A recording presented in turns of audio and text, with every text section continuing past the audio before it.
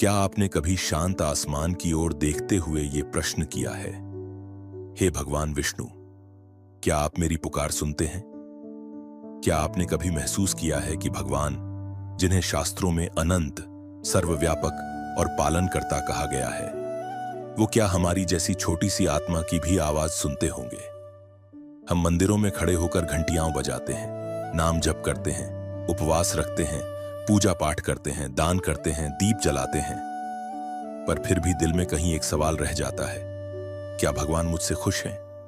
क्यों नहीं दिखती उनकी कृपा स्पष्ट रूप में? क्यों जीवन में बार बार ठहराव और अंधकार आ जाता है? तो सवाल सिर्फ श्रद्धा का नहीं, बल्कि संबंध का है। क्या सच में भगवान प्रसन्न होते हैं? अगर हां, तो कैसे? इस उत्तर को जानने के लिए हमें लौटना होगा उन सनातन कथाओं की ओर, जहां भगवान विष्णु स्वयं अपने भक्तों के जीवन में उतरे। जब प्रहलाद ने संसार की नहीं, केवल नारायण की सुनी, वो नरसिंह बनकर स्तंभ से प्रकट हुए। जब ध्रुव ने 5 वर्ष की आयु में अपने अधिकार को त्याग दिया, वो भगवान बनकर सामने आए। जब अर्जुन जीवन और धर्म के मोड़ पर डगमगाया, वो सारथी बनकर आगे आए, और जब अधर्म बढ़ा तो राम बनकर वनवास लिया। इन सभी घटनाओं में एक सूत्र समान था, निस्वार्थ, निर्दोष और समर्पण से भरी भक्ति। पर क्या केवल भक्ति ही पर्याप्त है, या फिर कुछ ऐसे उपाय भी हैं जिनसे भगवान विष्णु को वास्तव में प्रसन्न किया जा सकता है? आइए इस रहस्यमयी और आध्यात्मिक यात्रा की शुरुआत करें, जहां उत्तर सिर्फ शास्त्रों में नहीं, आपके भीतर छिपा है। शास्त्रों में भगवान विष्णु को सृष्टि का पालन करता, करुणा की मूर्ति और सर्वव्यापक परमात्मा कहा गया है। विष्णु शब्द स्वयं ही उस परम सत्ता का परिचय देता है, जिसका अर्थ है वह जो हर स्थान में व्याप्त है, जो हर जीव के हृदय में समाहित है, और जो संसार की गति को संतुलित रखते हैं। गरुड़ पुराण, विष्णु पुराण और श्रीमद् भागवत जैसे महापुराणों में बार बार यह बात कही गई है कि भगवान विष्णु को प्रसन्न करने के लिए कोई बाह्य प्रदर्शन आवश्यक नहीं, बल्कि अंतःकरण की शुद्धता और भक्ति का निर्मल भाव ही उनका वास्तविक पूजन है। हालांकि शास्त्रों में कुछ ऐसे आध्यात्मिक साधन और अनुशासन भी बताए गए हैं जो सच्चे मन और श्रद्धा के साथ किए जाएं तो भगवान की कृपा सहज हो जाती है। भगवान विष्णु के प्रिय मंत्रों में से एक ओम नमो भगवते वासुदेवाय को प्रतिदिन जपने से केवल मानसिक शांति ही नहीं मिलती, बल्कि साधक के भीतर भगवत स्मृति जागृत होने लगती है। एकादशी व्रत को तो स्वयं भगवान ने अपना प्रिय दिन बताया है। इस दिन उपवास कर मन को संयम में रखते हुए भगवान का ध्यान करने से शरीर और आत्मा दोनों ही सत्वगुण की ओर अग्रसर होते हैं। श्रीमद् भागवत का श्रवण भी भगवान को अत्यंत प्रिय है।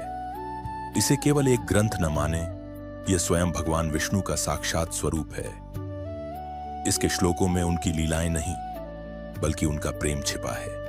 और जब कोई व्यक्ति अपने जीवन में निस्वार्थ सेवा, दया और परोपकार को अपनाता है, तब वह वास्तव में भगवान की भक्ति कर रहा होता है। क्योंकि विष्णु की प्रसन्नता बाहरी वैभव में नहीं, हृदय की विनम्रता में बसती है।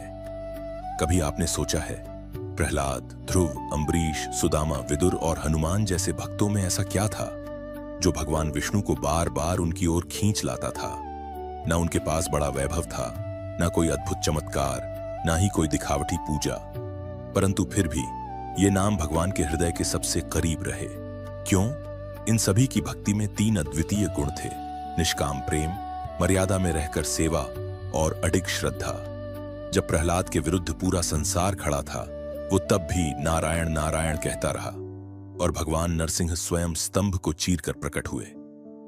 जब मात्र 5 वर्ष का ध्रुव जंगल में अकेले तप कर रहा था, वो रोया नहीं, डगमगाया नहीं, और विष्णु ने उसे अमर तारे का स्थान दे दिया। जब अम्बरीश ने संयम और नियम का पालन करते हुए व्रत रखा और दुर्वासा जैसे क्रोधित आरषि को भी माफ कर दिया, तो भगवान ने स्वयं उसकी रक्षा की। इन प्रसंगों से एक गूढ़ सत्य प्रकट होता है, भगवान चमत्कार से नहीं, चरित्र से आकर्षित होते हैं। जो उन्हें शुद्ध भाव से प्रेम करता है, भगवान उसके हृदय में स्वयं स्थान बना लेते हैं। आज के युग में न तो गहन तप कर पाना सरल है, न यज्ञों की दीर्घ प्रक्रियाएं निभाना संभव है। भाग दौड़ से भरे इस जीवन में साधक के पास सीमित समय है, लेकिन भगवान विष्णु को प्रसन्न करने के लिए हमेशा बड़े अनुष्ठानों की आवश्यकता नहीं होती। वो तो हृदय की सच्चाई में ही बसते हैं। जब आप किसी भूखे को रोटी देते हैं, किसी उदास व्यक्ति को सहारा देते हैं, और वह भी बिना किसी स्वार्थ या दिखावे के, तो वही सेवा सच्चे अर्थों में नारायण को समर्पित होती है। यह नन्ही सी करुणा साक्षात भगवान के चरणों में चढ़ाया गया पुष्प है। अगर आप हर दिन केवल कुछ क्षण निकालकर ओम नमो भगवते वासुदेवाय का जाप करते हैं, तो यह मात्र मंत्रोच्चार नहीं, बल्कि एक ऊर्जा प्रवाह है जो आपके अंतर्मन में विष्णु की उपस्थिति को जागृत करता है।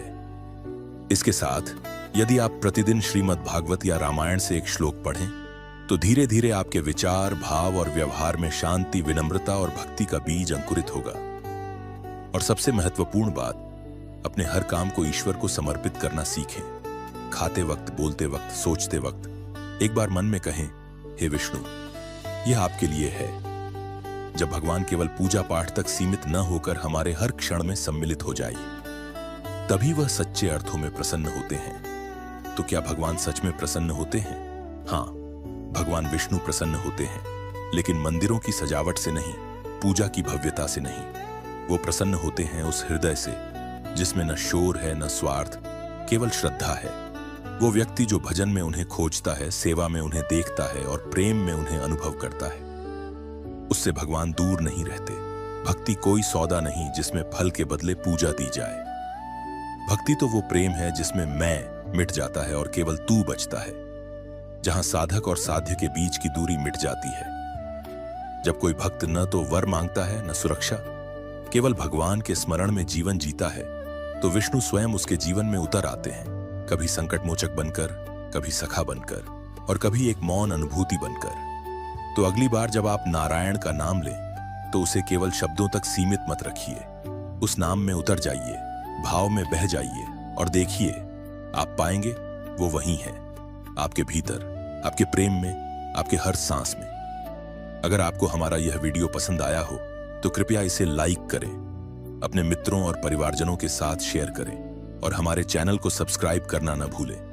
आपका एक छोटा सा सहयोग इस आध्यात्मिक यात्रा को आगे बढ़ाने में हमारी प्रेरणा बनता है। भगवान विष्णु की कृपा आप सभी पर सदैव बनी रहे। आपके जीवन में शांति, भक्ति और शुभता बनी रहे। धन्यवाद। जय श्री हरि। अगर आपने हमारे बाकी वीडियो नहीं देखे हैं तो एक बार जरूर देखिए। विष्णु क्यों लेते हैं अवतार और शिव क्यों नहीं? क्या नारायण और विष्णु एक ही हैं? सदाशिव और नारायण कौन हैं? ये सभी वीडियो आपको सनातन के रहस्यों को और गहराई से समझने में मदद करेंगे। अपने विचार नीचे कमेंट बॉक्स में जरूर साझा करें। हमें जानकर खुशी होगी कि आपकी दृष्टि में भगवान को समझने का कौन सा मार्ग सबसे अधिक प्रेरणादायक है।